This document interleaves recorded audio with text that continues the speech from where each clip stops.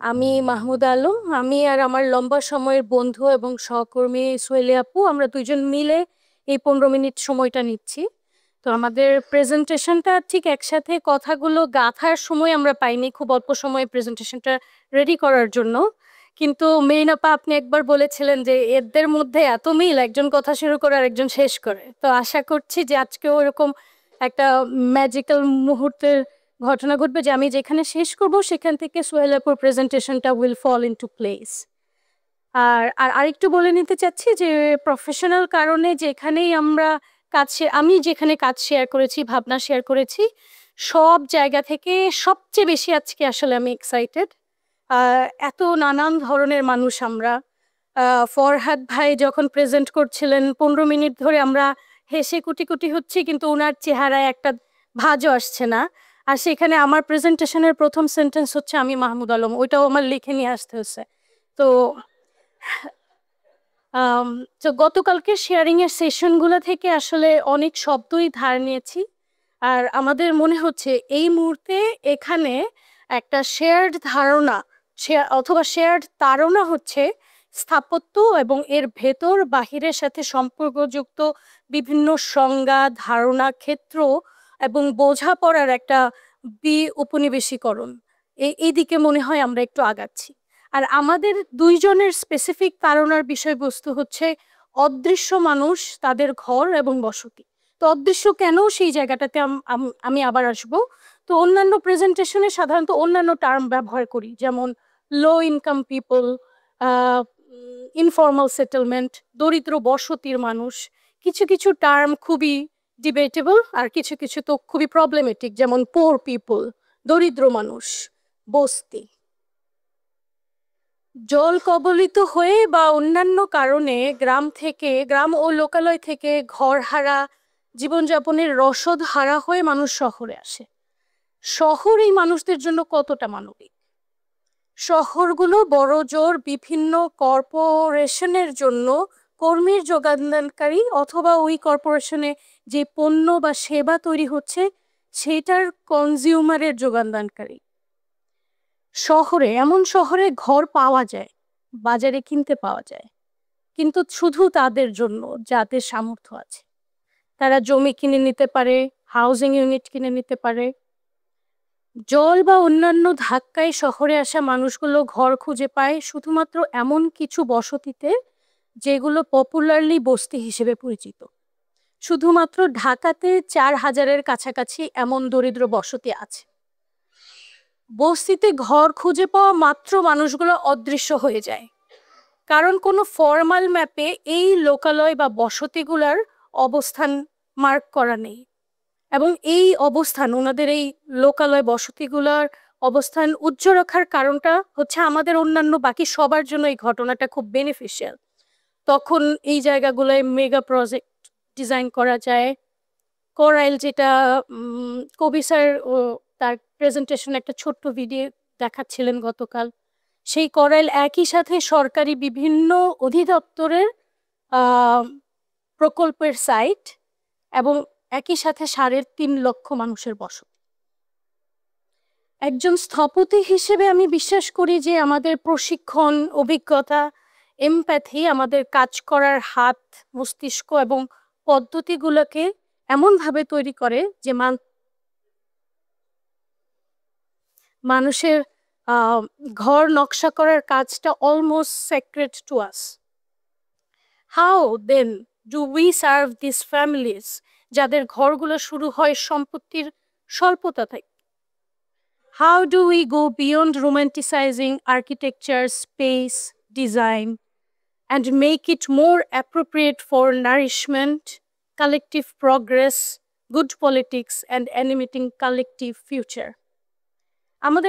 আমি মনে করি যে আমাদেরকে অবশ্যই সীমাবদ্ধতাটাকে কনটেক্সট হিসেবে দেখা শুরু করতে হবে। এসএন স্যার গতকালকে বলছিলেন যে পাহাড়ের পাশে একটা বাড়ি নকশা করা আমাদের এখানে যারা শিক্ষিত হয় আর্কিটেক্ট হিসেবে তাদের অনেকেরই স্বপ্ন। আমরা স্বপ্ন দেখি যে আর্কিটেক্টরা স্বপ্ন দেখবে আমি যদি ওই বসতিতে, যার আসলে খুব কম রিসোর্সেস আছে, তার জন্য ডিজাইন করতে পারতাম। এটাই কনটেক্সট হবে। আমাদের নকশা অবশ্যই মানুষের প্রয়োজনের ভিত্তিতে হবে। ঘরগুলো তখন কেবল দেয়াল আর ছাদ না, তারা যেন এমন হয়, এটা আমি আবার আমরা এই যে লেখাটা এখানে সাবমিট করেছিলাম সেখান থেকে নিচ্ছি, যে house should be vessels so that the kitchens fuel enterprise, courtyards nurture health and learning, and walls shield dreams. হয়তো স্থাপত্যের নিজস্ব দায়িত্ব হচ্ছে ঘরকে শিল্পবস্তু বা বাজার দ্রব্যের চেয়ে আরো বেশি কিছু হিসেবে ধারণ করার জন্য এর নিজের পরিধির ব্যাপ্তি ঘটানো, যাতে করে স্থাপত্য আরো বেশি মানুষ, মানবমুখী নীতি বা হিউম্যান সেন্ট্রিক পলিসি এবং ভ্যালু বেসড ডিসকাশন বা প্র্যাকটিসের জায়গা হবে। জীবন ও স্থানের চিন্তাবিদ হিসেবে ঘরকে যেন আমরা দেয়াল ও ছাদের পরিধিতে না দেখে একে দেখি ভেতর ও বাহির হিসেবে। আমাদের শিল্প যেন ঘরকে নকশা না করে এমন পদ্ধতিকে নকশা করে যাতে পরিবারের আশ্রয় দুর্যোগ বা শহর কেড়ে নিতে না পারে। তো মাহমুদা যেখানে শেষ করলো, আমি ওখান থেকে আবার শুরু করি। তাহলে এই যে এই অদৃশ্য মানুষ, এই মানুষগুলোর কাছে আমরা আমাদের সার্ভিসটা কিভাবে নিয়ে যেতে পারি? আমরা কি একই প্রসেসে নিয়ে যাব, আমরা যে রেগুলার প্র্যাকটিস করছি এভাবে, নাকি ভিন্ন একটা পদ্ধতি হবে এখানে যাওয়ার জন্য? আমাদের মাইন্ডসেটটা কি একই হবে নাকি ভিন্ন হবে? আমাদের কি ডিফারেন্ট কিছু কিছু স্কিল সেটস কি আমরা আসলে ডেভেলপ করবো কিনা এটার জন্যে? আমাদের একাডেমিয়া কি আসলে প্রস্তুত এইরকম একটা বাংলাদেশের মতো একটা জনবহুল দেশ, যেখানে দুর্যোগপূর্ণ একটা দেশ, যেখানে আসলে আমরা অনেক অ্যামেজিং কিছু এই যে এত মানুষের সাথেই করতে পারি, কারণ মানুষ অ্যাসেট। তো আমাদের একাডেমিয়া কি আসলে এখনো প্রস্তুত এই ধরনের একটা প্র্যাকটিসকে রেগুলার একাডেমিয়াতে আসলে এমব্রেস করার জন্যে? কিছুটা এগিয়েছে একাডেমিয়া, ছোট ছোট করে কাজ করার চেষ্টা করছে, কিন্তু এটা এখনো দেখা হয় অল্টারনেটিভ হিসেবে। এটা আমাদের দেশের জন্য যেটা আসলে একেবারে মেন স্ট্রিম মূলধারার একটা কাজ, এটা কিন্তু এখন আমরা স্ট্যাবলিশ করতে পারিনি। গতকাল রাজীব ভাইয়ের একটা কথা মনে হচ্ছিল যে পরিবর্তনটা শুরু হয় আসলে হার্টে। আমরা আসলে তাই মনে করি, পরিবর্তনটা হার্টে। এবং যখন আমি আসলে মনটা প্রস্তুত করলাম, তখন আমার ব্রেনটা প্রস্তুত হয়, এবং তখন আমার হ্যান্ডস প্রস্তুত হয়, আমার হাত। আমি অনেক ধরনের আসলে তখন স্কিল সেট এবং এগুলো ডেভেলপ করি। তো এই ধরনের প্র্যাকটিস, এই যে একদম আহ অসম্ভব রিসোর্সফুল আমরা আসলে বলি, পুয়ার না, এরকম জনগোষ্ঠীর সাথে কাজ করতে গেলে আসলে আলাদা একটা ল্যাঙ্গুয়েজ আছে। এবং প্রথমে ওই যে মনটা এবং মস্তিষ্কটা রেডি করা, এখানে আমাদের কাছে মনে হয় যে মানুষের নিজস্ব একটা প্রসেস আছে। মানুষ আসলে বাড়িঘর বিল্ড করে, শহর বানায় ভেরি অর্গানিকলি, এবং তাদের একটা উইজডম আছে এবং এক ধরনের একটা এস্থেটিক্সও আছে। তো তখনই প্রশ্ন আসে, তাহলে আর্কিটেক্ট কি করবে এই প্রসেসে? আমরা আসলে এই প্রসেসটাতে যুক্ত হব, এবং যখনই যুক্ত হব তখন এই যে মানুষের একটা উইজডম এবং আর্কিটেক্টের একটা নলেজ, এই দুইটা একটা একটা কালেকটিভলি একটা নতুন নলেজ জেনারেট করে। এবং এইটা নিয়ে আমরা আনলার্ন করব আসলে দুটো গ্রুপই, এবং will be on the equal platform, এবং আমরা আবার রিলার্ন করব নতুন একটা নলেজ। তো ওখানেই বুঝি আর্কিটেক্টের অনেক দায়িত্ব। তো এরকম অনেক অজস্র প্রশ্ন আমাদের, আমরা প্রায়ই নিজেদের কাজকেও প্রশ্নবিদ্ধ করি, এবং প্রশ্ন করি আবার চেঞ্জ করি, তখন আমাদের পথ চলাটা ভিন্ন হয়। এরকম করেই আমরা অনেক দিন ধরেই আসলে এই পথটা খুঁজে পাওয়ার চেষ্টা করছি। তো কিভাবে আসলে এটা যেতে পারে? আমাদের আমাদের ভাষাটা কি ভিন্ন হবে? এমন একটা ভাষা, কারণ আমরা কাজ করতে গিয়ে দেখেছি যে আমাদের কথা সাধারণ মানুষ আসলে পুরোপুরি বোঝে না। তাহলে নিশ্চয়ই আসলে এটা একটা ভিন্ন ধরনের ল্যাঙ্গুয়েজে যেতে হবে। তো এবং এই ধরনের ল্যাঙ্গুয়েজ যেটা মানুষ বোঝে এবং স্থপতিও বোঝে আসলে, যে এটা একটা কালেকটিভ ল্যাঙ্গুয়েজ। এবং সেইটা ওই যে অনেক সময় বলছিলাম যে এস্থেটিক্সকে প্রশ্ন করছে আর্কিটেক্ট হিসেবে আমরা একাডেমিয়াতে যেভাবে শিখি, সেটাও আসলে নিজেদেরই আসলে আবারও প্রশ্ন করা, যে স্থাপত্য কি শুধু আমরা যেটা পড়েছি একটা একটা অনেকেই তো আসলে এই ডিসকাশনে বলছে যে একটা বিল্ডিং নাকি মানুষের ওয়েলবিং, নাকি হোলিস্টিক্যালি আসলে সব কিছু। তো এই প্রশ্নটাই আসলে করা। তো মনে হয় আর্কিটেক্ট আমাদের একটা ওপেননেস এবং অ্যাডাপ্ট এবং চেঞ্জ করারও ক্যাপাসিটি আসলে গ্রো হয় এরকম করে যখন আমরা কাজ করতে যাই। অথবা যেখানে একদম রিসোর্স নয়, প্রত্যন্ত একটা গ্রামে যখন কাজ করছি, যেখানে ধরেন একটা কাগজ কলমও আহ, এই রিসোর্সটা নাই। তো যা আছে, আর্কিটেক্টরা তো আসলে অনেক ক্রিয়েটিভ। আমরা কিন্তু এখানে বসতির ম্যাপ করছি, কিন্তু যা আছে ন্যাচারাল এলিমেন্ট দিয়ে আমরা করতে পারছি, এবং রিসোর্স আছে এখানে বাচ্চারা। সো ওয়ান্ডারফুলি আমরা এই কাজগুলা করতে পারছি। অথবা যেখানে রিসোর্স আছে অনেক মানুষ এবং বড় একটা বসতি, 300-400 হাউস হোল্ডের বসতি, সেখানে কিন্তু মানুষ রিসোর্স। ও সবাই মিলে কাজ করছি, সবাইকে দায়িত্ব দিচ্ছি। অথবা আমাদের কি সেই হার্টটা আছে কিনা স্থপতিদের, যে আমরা সব ধরনের কমেন্ট, পজিটিভ নেগেটিভ, সবকিছু নিয়ে আসলে আসলে শুনতে চাইবো মানুষের থেকে, এবং এটা যখন আমরা সবাই মিলে ডিজাইন করছি তখন এটা আসলে আমাদের কাজের মধ্যে রিফ্লেক্টেড হবে। কিংবা আমরা আমাদের মিডিয়াটাকে আসলে চেঞ্জ করব। আমরা ক্যাডে কাজ করি, 3D তে কাজ করছি, will change the media for the people. কারণ মানুষ যেটা বোঝে, যে কাউন্টিং পারে একটা সাধারণ, আমার দেশের সাধারণ মানুষ, সে আসলে যে টাকা গুনতে পারে, সবাই পারে, সব মহিলারা, হ্যাঁ, তারা আসলে এরকম ম্যাপ তৈরি করতে পারে just because of the counting. এবং এটা হচ্ছে যে স্থপতিরা যদি সাথে থাকে এবং সাহস দেয়, আসলে এটা পারে। এই ড্রয়িংটা কিন্তু কমিউনিটির একজনের, আমাদের ড্রয়িংস না।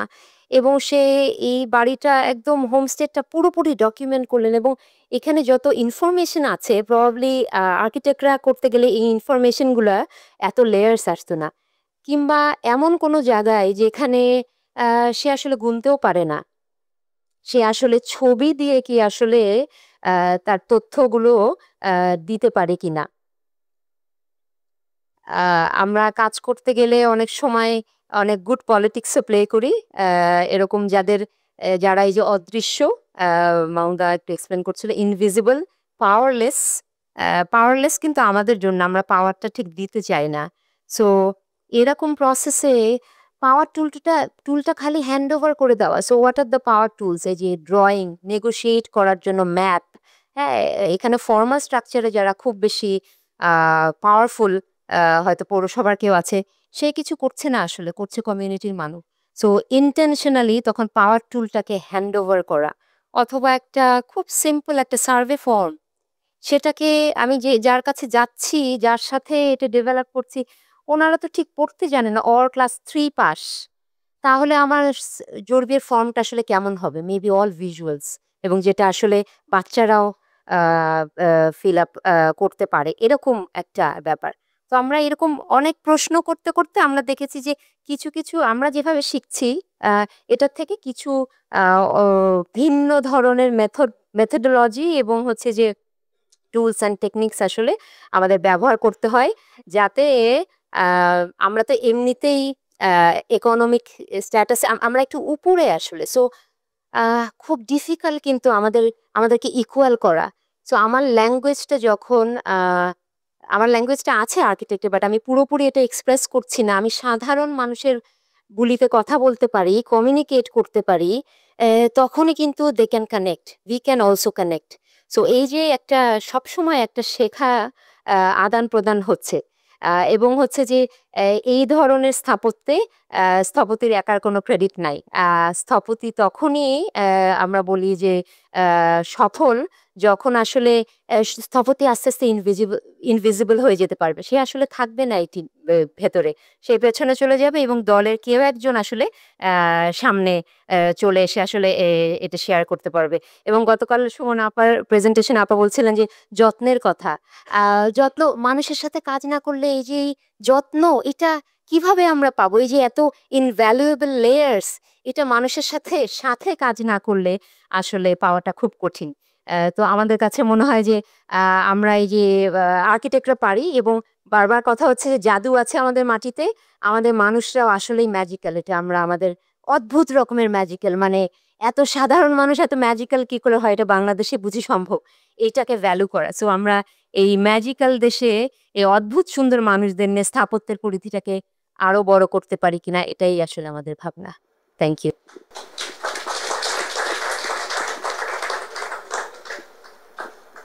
Thank you Mahmuda সুহাইলি।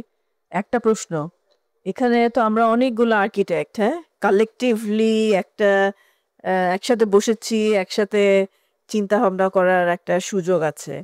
আমরা তোমরা যাদেরকে নিয়ে কাজ করো, হ্যাঁ, ওদের আর্কিটেকচারের হয়তো বা কোনো ওরিয়েন্টেশন নাই বা প্রয়োজনও নাই, বাট একসাথে কাজ করা এবং ওদের নিজেদের ভিতরের যেই অলরেডি এক্সিস্টিং বেশ অনেক ধরনের স্কিলস আছে বা প্রতিভা আছে, সেগুলাকে বিকাশ করা, এক ধরনের নিজস্ব আইডিয়াগুলাকে নিয়ে এসে একটা একটা জিনিস তৈরি করা সম্ভব। এতগুলো আর্কিটেক্টকে নিয়ে যদি কালেকটিভলি কিছু করতে বলা হয়, how will you address that? I think same প্রসেসটা আমার মনে হয় যে প্রসেসটা একই হবে একদম। ওই সোহেল আপুর কথার মধ্যে কিছু কিছু শব্দ ছিল মনে হয় যেটা আমরা এই মুহূর্তে এখন বসে করছিও, সেটা হচ্ছে যে মনোযোগ দিয়ে শোনা, যত্ন সহকারে শোনা। এবং শোনা মানে তো শুধু কান দিয়ে ঢুকলো সেটা না, তার পরে কিছুটা একটু এটার উপরে কিছুটা কাজ করা বা কিছুটা অ্যাকশন শোনা, এবং একই সাথে অ্যাকশনের পথগুলা এখনই একটু ডিফাইন করে আগাইতে থাকা। মনে হয় অনেক চিন্তা না করা এবং শুনে অ্যাকশন কিছুটা একটা ডেভেলপ করে ওই পথে একটু হেঁটে ফেলা, এরকম। মাহমুদের তো এক্স্যাক্টলি মানে মানে প্রোঅ্যাক্টিভলি আমরা যে যতটুকু পারবো সবাই আসলে ইকুয়ালি কমিউনিটিতে এইভাবে কাজ হয়। সবাই তো ইকুয়াল না, কিন্তু একটা প্রতিবন্ধী বাচ্চাও আসলে আমাদের সাথে বসে কাজ করতে পারে, মানে ওয়ান্ডারফুলি ওর রোলটা প্লে করে। এটাই কিন্তু কো ক্রিয়েশনের আসলে পাওয়ারটা, যে যার রোলটা প্লে করবে বাট কালেকটিভলি। সো কিছু করতে বলা হলে প্রবাবলি আমরা একটা ওয়ার্কশপ আগে কন্ডাক্ট করব, যে what can we do together. তারপরে সেটা থেকে আসলে এবং যে দায়িত্ব নিয়ে কে কোনটা আমরা করতে পারি। তো এই মুহূর্তে থ্যাংক ইউ ফর শেয়ারিং এত সুন্দর করে। আমি একটুখানি জানতে চাচ্ছিলাম যে আমি শিওর যে আপনারা কাজে অ্যাকচুয়ালি ফিল্ডে যাওয়ার আগে নিশ্চয়ই অনেক চিন্তা ভাবনা করেছেন যে কী কী ধরনের চ্যালেঞ্জ আসতে পারে এবং হয়তো কিছুটা প্রিপেয়ার করেছেন নিজেদেরকে। তো আমার প্রশ্নটা হচ্ছে যে এমন কিছু কি ছিল যেটা আপনার প্রেডিক্ট করেছিলেন হবে কিন্তু আসলে হয় নাই, বা ভেবেছিলেন যে হবে না কিন্তু হয়েছিল ফাইনালি, এবং সেটা কি হবে?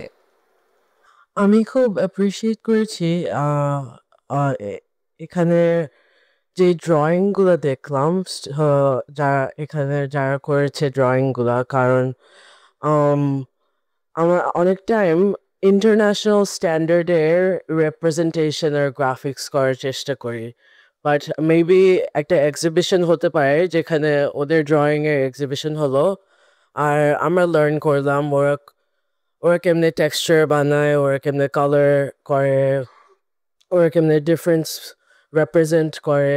এগুলো আমার মনে হয় খুব ইম্পর্টেন্ট হতে পারে আমার স্টুডেন্টসদের জন্য লার্ন করা। সেকেন্ডটার সাথে কানেক্টেড একটা গল্প বলি ছোট করে। সেটা হচ্ছে যে আমাদেরই ওয়ার্কশপে আমাদেরই সহকর্মীরা আমরা সবাই মিলে তো বসে এই জিনিসগুলো একটু, যে যেটা পারে, যে লিখতে পারে সে লিখবে, বা যে ছবি আঁকতে পারে ওরকম করে করবে, এভাবে করে আমরা ডিজাইন ওয়ার্কশপগুলো করি। তো সাধারণত মানুষ প্ল্যান আর সেকশন একসাথে, একটা স্পেস বোঝার জন্য একই 2 ডাইমেনশনাল ড্রয়িংয়ে প্ল্যান আর সেকশন একসাথে করে।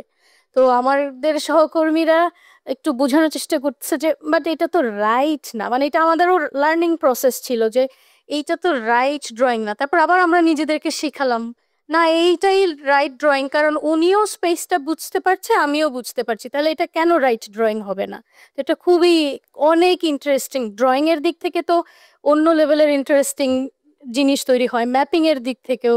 যে পানিগ্রামে বাচ্চারা যে ম্যাপিং গুলা করেছিল, মানে একদম আহ, এত সহজে, এই যে আমরা যেটাকে বলি যে নিহিত জ্ঞান, এটা এত সহজে বের হয়ে আসে যাপিত জীবনের ওই জ্ঞানগুলা, যে বেশি কথাও বলা লাগে না। ওই ড্রয়িং গুলা থেকে একে অপরকে অনেক কিছু বোঝা যায়, স্পেস গুলা বোঝা যায়। তো এটার কানেকশনের সাথে বললাম এটা। আর আপনি যেটা প্রশ্ন করছিলেন, আহ, আমরা যে খুব ভেবে খুব প্ল্যান করে কমিউনিটিতে যাওয়া যায়, অনেক সময় যাওয়া যায় না, বাট একটা চিন্তা থাকে, বাকিটা আসলে ডেভেলপ হয় ওখান থেকে। তো আমরা যেটা করি না সেটা হচ্ছে আমরা নিজেরা কোনো ইম্পোজড আইডিয়া নিয়ে যাওয়ার চেষ্টা করি। সো যখনই আই হ্যাভ এ প্ল্যান যে আচ্ছা কমিউনিটিতে এটা করা যাবে, তখনই তো হচ্ছে যে এটা হলো না মানে that's a challenge to me. So আমরা আসলে ওই জায়গাটা থেকে ইভলভ হয়। এটা এটা এটা এক্সপিরিয়েন্স না করলে মানে ইটস ভেরি মানে ইন্টারেস্টিং। এবং তো তখন যেটা হবে ওনারশিপ, ওই যে বলছিলাম যে নিজেরা ওয়ার্কশপ করে আবার বের করতে কে কোন দায়িত্ব নেবে, তখন পিপল টেক রেসপন্সিবিলিটি। সো ওইখানে চ্যালেঞ্জটা আমরা ওভাবে দেখি না। আর একটা চ্যালেঞ্জের কথা আমি বলছি সামনে আসছে, দেখি না বিকজ হচ্ছে যে এখানে তো মানুষ তখন করছে, এবং মানুষ যদি থামতে চায় উই শুড রেসপেক্ট দেম। আমরা আসলে থামবো। আমাদের যদি বাজেট থাকে ওর একটা প্রজেক্ট ডেডলাইন থাকে, then you are in trouble. কিন্তু এটা যদি কমিউনিটির প্রজেক্ট হয় তাহলে আসলে তারা তাদের ছন্দে যাবে। আমাদের কাজ হচ্ছে তাদের ছন্দটা বোঝা এবং তাদের ছন্দে পা ফেলা। মাঝে মাঝে ফ্যাসিলিটেট করা, আবার ফোন করা, কি অবস্থা আপনাদের, ঝগড়া মিটছে, আবার তাহলে কবে আসবো, এরকম। সো এরকম। আর প্রেডিক্টেবল আগে কখনোই আসলে আমরা ওটা চিন্তা করে যাইনি, এই জন্য আমার ভাবতে একটু অসুবিধা হচ্ছিল। বাট হচ্ছে যে অনেক সময় আসে ফিমেল যখন অনেক পাওয়ারফুল হয়ে যায়, খুব স্যাডলি মেলরা তখন এটা ড্র্যাগ করে নিচে নামাতে চায়। আর বিং এ ফিমেল আমি তো একটু বায়াসড এই ব্যাপারে। সো এই ব্যাপারগুলো আছে। তো আপনি তো সব সমাধান করতে পারবেন না, কিন্তু ধীরে ধীরে এটা এটা খুব স্লো একটা প্রসেস, খুব ধীরে ধীরে এই জিনিসগুলো হয়। আমাদের অনেক বসতিতে মহিলারা আউটসাইডার আসলে কথা বলতেন না, ফিমেলদের সাথেও। তো আমরা তো ঝগড়া টগড়া করে ছেলেদের সরাই দিছি, ছেলেরা সহযোগী, পরে আসবে ফ্রাইডে, আর অন্যান্যরা আগে। সো এরকম অনেক গুড পলিটিক্সও আসলে তখন খেলতে হয় আর কি। We are good politicians. Soheli, ওই ঘর বানানোর যে পলিটিক্স, শেষে যেতে কে, মা যেতে না বাবা যেতে? আমাদের কাছে মনে হয় মা যেতে। কারণ মা, আমি কারণ এই এই ঘরটা কে আসলে আগলে রাখছে, এবং এই যে দূরদর্শী দেখা, এটা আমরা দেখেছি মেলদের থেকে ফিমেলরা বেশি ফোর্সি করে আমার সন্তানের কি হবে। একটা ছোট্ট ঢালাই করা একটা ছাদ একটা মানুষের জীবনে এত বেশি মানে ইম্প্যাক্ট ফেলতে পারে। আমরা নিজেরাও এত আসলে এত শিখছি, এবং that's why we are always excited, মানে আমাদের এক্সাইটমেন্টের শেষ নাই। সো আসলে মা যেতে, কিন্তু আমরা সবসময় বলি বাবাকে সহযোগী করতে, কারণ বাবা ছাড়া তো, এই যে যুগল একজন বলছিলেন না, নাইম ভাই, তো ওরকম আসলে সহযোগী এটা যেতেই হবে।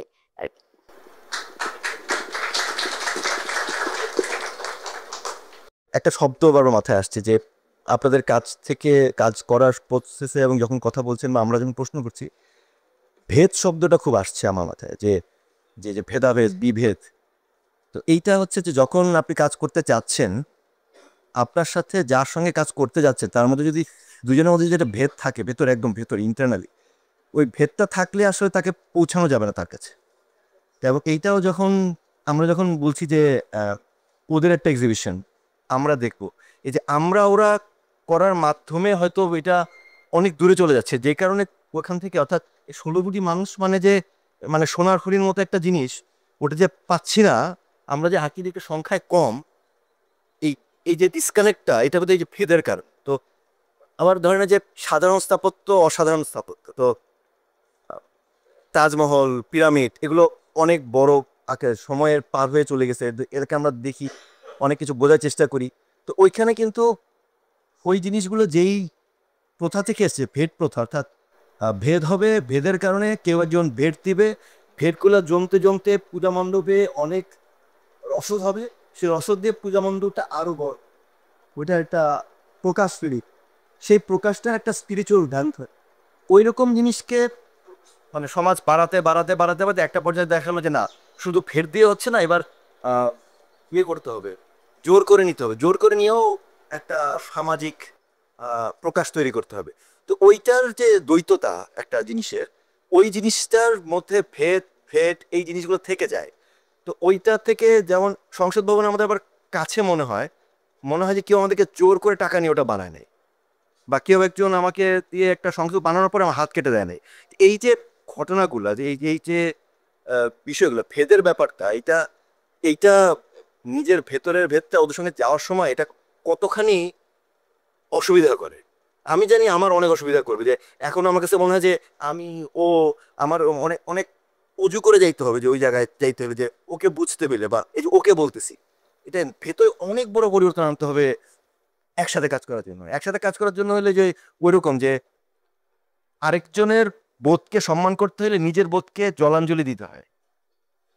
যখন নিজের বোধকে জলাঞ্জলি দিবে তখন কিন্তু আপনি আর আপনি নাই, শেষ। তার মানে ওই সামগ্রিকতাটাই যখন একমাত্র সত্য, আমি সত্যটা নাই, এটা আমার কাছে খুব ভয় লাগে, মনে হয় এটা এমনি ছড়ানো কিছু কথাই বলি। আমরা দুইজনই যখন ডিসকাশন করতেছি, কথায় আমি আর আমরা বারবার আসতেছে, and দেন আমরা এটা চিন্তা করলাম যে এই আমি আর আমরা আসলে আলাদা না। এই আমি আর আমরা শুধু আমরা দুইজনও না, এটা একটু ফ্লুইড একটা কালেকটিভের ধারণা থেকে আমরা আসলে নিজেদের কথা শুধু বলছি না।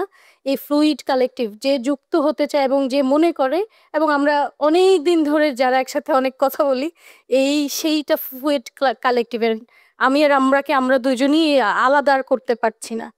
আরেকটা জিনিস হচ্ছে এই যে আসলে তো আহ, একটু যে আলাদা, এটা যদি স্বীকার না করি তাহলে এটা একটা ডিসঅনেস্টি, একদম মানে পিওর ডিসঅনেস্টি। সো আমি যে প্রিভিলেজটা নিয়ে আসছি, এটা নিয়ে আমাদের অনেক এক্সারসাইজেস, নিজেদের সাথে এক্সারসাইজ, যে আমি আমার কি কি প্রিভিলেজ নিয়ে যাচ্ছি, সেই প্রিভিলেজের কারণে যদি একজন মানুষ কথা বলতে না পারে, ওই ওই অংশগ্রহণ করতে না পারে, তাহলে আমার আসলে কোথায় কোথায় আমাদের নিজেদের হাতগুলো বাঁধতে হবে, হয়তো পুরোপুরি জলাঞ্জলি না, কিন্তু বাঁধতে হবে। এইটা যেমন সত্যি, আবার আমরা পার্টিসিপেশন অ্যান্ড কো ক্রিয়েশন দুইটা শব্দকেও নিয়েও অনেক কথা বলছি, যে আর কি আমরা পার্টিসিপেশন বলবো নাকি এটা কো ক্রিয়েশন, যেখানে সবাই ইকুয়ালি কন্ট্রিবিউট করে না, কিন্তু সবাই নিজের রোল থেকে কন্ট্রিবিউট করে। তো ওইটারও ব্যালেন্সের ব্যাপার আছে, এবং ওই জিনিসগুলা, ওই ঘটনাগুলো কখনো কখনো ও মানুষ ঘটায়, কখনো কখনো আমরা ঘটাই, মানে আমরাও মানে আমাদের যে সত্তা ওইটা নিয়ে আহ, কি বলা যায়, মানে সহাবস্থানও করি, আবার কিন্তু কনফ্লিক্টেও যাই, এটাও সত্যি। এটা হ্যাঁ, ওইটা না করে আসলে হবে না, এরকম ঘটনাক্রমে যেটা ঘটে ওরকম একটা ব্যাপার।